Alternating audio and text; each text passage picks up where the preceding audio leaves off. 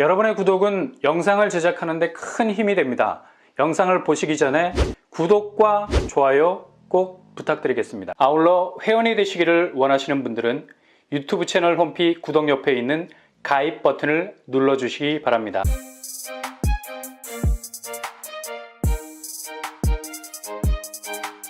안녕하세요. 뻔뻔한 복덕바입니다. 전운이 감돈다는 말이 딱 요즘 시기를 콕 집어서 하는 말과 같죠. 정말 매일매일 아주 의미 있는 지표들이 무슨 양궁, 올림픽 하는 것 같아. 하나하나의 지표가 10점 만점에 10점이라는 관역을 뚫어버릴 만큼 모든 지표가 거의 중심을 해짓고 있습니다. 오늘 제일 큰 지표로 할 수 있는 11월 1일 서울 매물량, 매일매일 여러분들에게 소개를 해드릴 정도로 전체 집값의 방향을 결정할, 이건 미국 중앙은행이 금리를 빅스텝으로 올리는 것보다 더 울림이 있죠. 왜냐? 우리가 사는 동네 집들의 움직임을 매일매일 새로운 궤적으로 인트로 해주거든. 매물 흐름만 에브리데이 체크를 하시면 내가 어떻게 움직여야 하는지 답이 딱 나옵니다. 어제 최고 기록 경신을 했던 서울 매물량 7만 8천 건. 전날보다 1000건이 더 늘었는데 11월 1일 겨울의 초입이라는 회전문이 스르르 열리면서 변화가 시작됐죠. 제가 말씀드렸었죠. 8만 건까지는 그냥 무더기로 쏟아질 거라고. 오늘 기록치도 이전의 기록을 갈아엎어 버렸습니다. 7만 9천 건을 뚫었습니다. 이젠 8만 건까지는 불과 700여 건밖에 남지 않았습니다. 서울 매물 8만 건이 중요한 이유 말씀을 드렸었죠. 심리적으로 매도세가 굉장히 곤혹스러워하는 공황 상태에 들어가게 되는 지표입니다. 이젠 정말로 집이 팔리질 않는구나. 그냥 심장에서 따가닥따가닥 말발굽 소리가 들리는 거야. 그러니 매도자들, 매도 심리 저항선이 서서히 무너지게 되죠. 호가로 끝까지 버텨내야 하는 최후의 보루가 무너지게 되는데 이렇게 하루에 1000건씩 매물이 쏟아지는 이유, 지금 집값 하락세가 거의 연말로 이어지게 되면 폭락으로 갈 수도 있겠다는 공포가 엄습하고 있는 겁니다. 그러니 중개업소에 내놓는 매물이 서울 전역의 자치구에서 본물처럼 터지기 시작하는 거고요. 이 타임라인을 잘 읽으셔야 되겠습니다. 그리고 전세, 월세도 동시에 증가 추세에 있고요. 이 매물 증가세가 8만을 찍고 이제 10만까지 가게 되면 그때부터 거의 사이렌이 울리고 난리가 나죠. 집값 대상승의 시대는 1번 버블과 비슷한 궤적으로 장기 집값 하락 추세로 갈 수도 있겠습니다. 서울은 하루에 1000건을 넘어서 3000건에서 4000건까지 쏟아질 가능성 아주 높고요. 그리고 단순히 서울에서만 일어나고 있는 일이 아니죠. 이번 하락장은 중심 외곽 할 것 없이 도미노식으로 이루어지는 게 아니라 동서남북 사방에서 동시에 디스코 팡팡 그냥 판 자체가 흔들리는 거기 때문에 지역 구분 가리지 않고 사방에서 터질 가능성이 높다고 말씀을 드렸었는데요. 그냥 예상 궤적 그대로 움직이고 있습니다. 전적으로 인사이드에서 벌어지는 단기적인 하락세가 아니라 아웃사이드, 장기적인 침체와 맞물리고 고금리라는 끝이 안 보이는 터널 속으로 이미 들어섰기 때문에 아니나 다를까 11월 1일 경기권 매물을 들여다보니 여기도 하루에 1600건 이상이 폭증을 하고 있습니다. 이거 정말 흔치 않는 현상인데요. 10월 30일도 거의 2000건 이상이 폭발을 했었죠.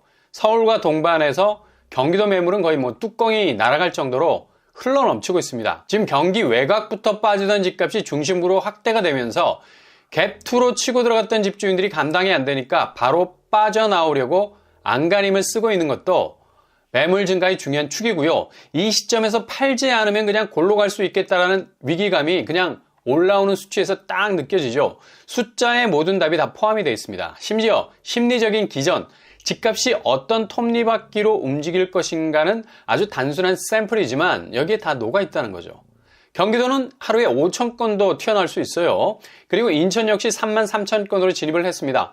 아무래도 인천은 이미 반토막이 난 집값 정체 현상이 1차 하락이라는 폭탄을 맞고 다시 살짝 오를 수도 있겠다라는 기대감, 상반기까지는 있었는데 이게 실제로 리얼하게 현실적으로 눈에 보이는 상승세가 도드라져야 하는데 기대 심리를 충족시킬 만한 집값 상승세가 거의 나타나지 않았기 때문에 그렇게 저공비행 상태로 고도를 유지하고 있었던 터라 그냥 바닥에 매물이 쫙 깔려 있었던 상태였고요. 누가 그렇게 집값에 시퍼렇게 멍이 들었던 인천으로 쉽사리 진입하려 했겠습니까? 그러니 최저가 보합세를 그대로 유지하고 있었던 곳이었는데 이번 2차 하락세가 거세지면 여기도 정말 걱정이 되는 곳이라 말할 수 있겠습니다.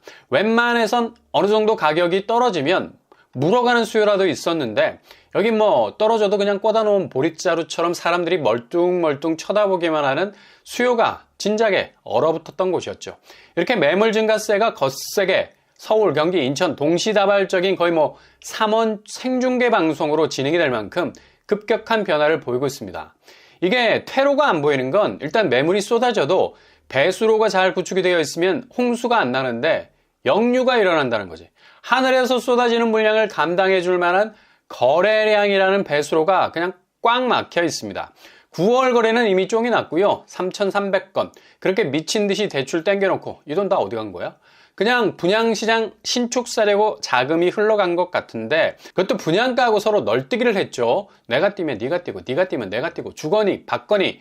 아니 소비자가 물건을 사려면 흥정을 해서 깎을 생각을 해야지 서로 간의 가격을 더 띄워버리니 지금 서울 분양가는 국평이 15억. 그것도 비강남권 아파트가 이 지경까지 됐습니다. 기절할 만하죠.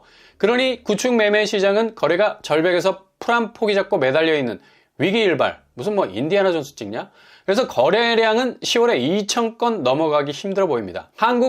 한국지방세연구원에서도 세수 감소에 대한 우려 섞인 말을 내놨어요. 고금리가 지속이 될 경우 2022년 하반기 주택가격 급락이 예상이 된다는 거고 2006년 버블 수준까지 낙폭이 커질 수 있다는 경고까지 내놓고 있습니다. 그럼에도 불구하고 5대 은행 가계대출 잔액은 9월 말까지 2조 4천억이 늘어나는 상황이고요.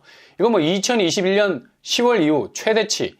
지금 시장의 흐름을 반대로 읽는 사람들이 많다는 거죠. 너도 나도 대출 땡기니까 아 정말 집값 고점이 머지않아서 사람들이 서둘러 집을 사려는구나. 아니 안드로메다 궤도 이탈하는 소리도 아니고 이렇게 대출 증가세가 비정상적으로 늘어나면 주변을 살펴야죠.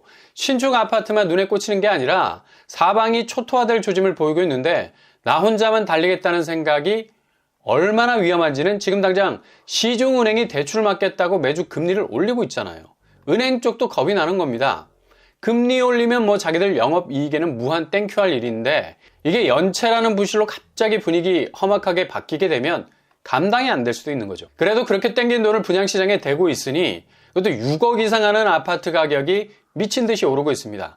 이건 특례보금자리론 9억 이하 아파트는 5억 이상 해줬던 영향이 분명히 있었던 흔적이고요.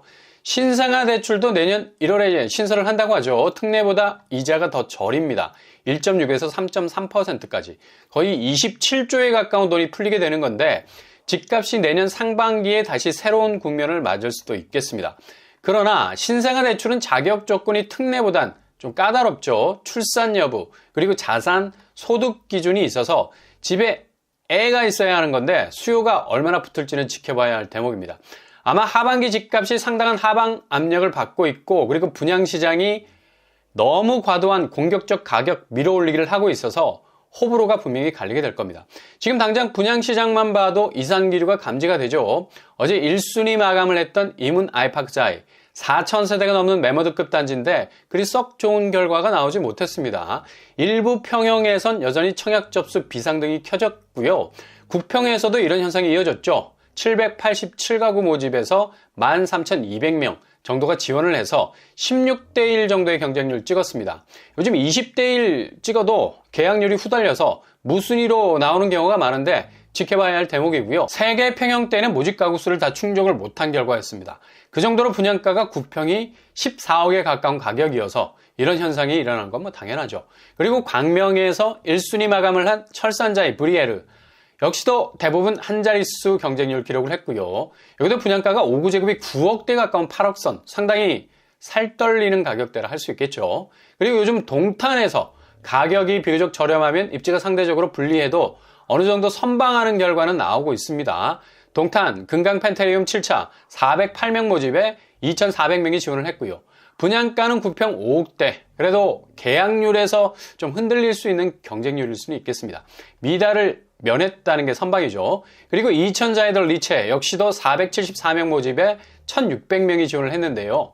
여기도 9평이 5억대. 나름의 선방인데 최종 계약은 불안할 수 있는 수치로 보이죠. 이렇게 지금 분양시장도 고스란히 지금 매매시장의 집값 추이를 서서히 흡수하고 있는 상황입니다.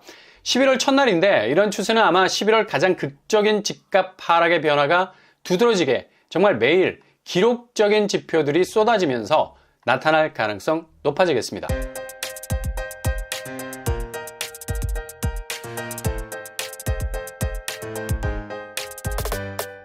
오늘의 부동산 캐릭터처 정말 예상대로 부동산 지형이 바뀌는 게 신기할 정도죠. 그만큼 집값에 대한 하방 압력의 지표들이 너무도 분명하게 나타나기 때문입니다. 그만큼 숨어있는 지표가 없어 다 드러난 상태에서 영향을 주기 때문에 이건 더하기 빼기만 할 줄 알면 그 결과가 어떻게 될지 빤히 보이는 부동산 시황이 되겠습니다. 그러니 잘 체크하셔서 준비해 나가실 수 있길 바랍니다.